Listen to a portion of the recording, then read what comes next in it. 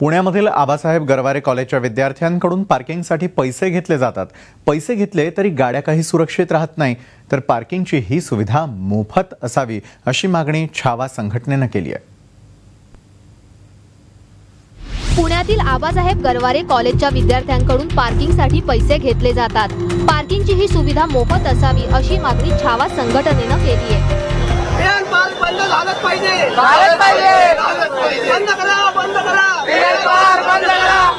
याबाबत संघटनेतर्फे कॉलेजच्या बाहेर स्वाक्षरी मोहीम घेण्यात आली।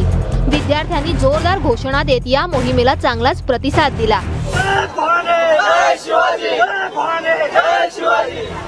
छावा संघटनेतर्फे कॉलेजच्या संचालकांना याबाबत निवेदन सुद्धा देण्यात आलंय।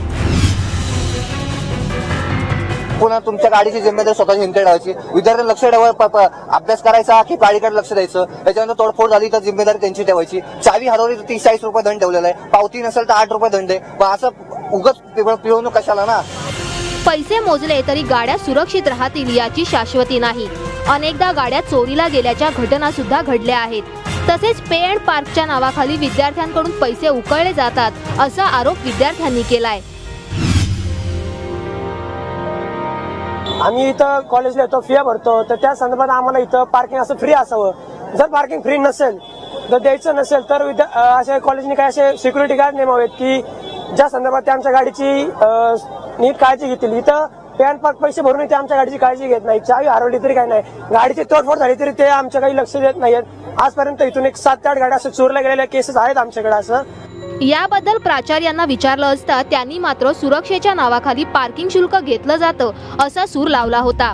अतिशय नॉमिनल 1 किंवा 2 रुपये किंवा 3 रुपये अशी फी घेऊन आम्ही ती व्यवस्था केलेली असते। त्यामुळे याच्यामध्ये त्यांना खूप मोठा त्या फी चार्ज केली वगैरे असं काही नाही। त्यांच्या सुरक्षिततेसाठीच असं आम्ही करतोय आणि आतापर्यंत कित्येक मुलांच्या गाड्या ज्या चोरीला गेल्या त्या आम्ही सगळ्या भरून दिलेल्या आहेत। आमच्याकडे तसा रेकॉर्ड। विद्यार्थ्यांकडून घेण्यात येणारं पार्किंग शुल्क त्वरित रद्द करा अशी मागणी वाढते आहे, अन्यथा आंदोलन तीव्र करण्याचा इशारा दिला गेलाय।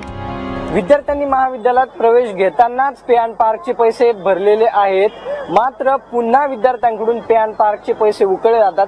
विद्यार्थ्यांचा आरोप असा आहे की आम्ही कॉलेजमध्ये प्रवेश घेताना पैसे भरलेत, मात्र आता पे अँड पार्कचे पैसे कशासाठी।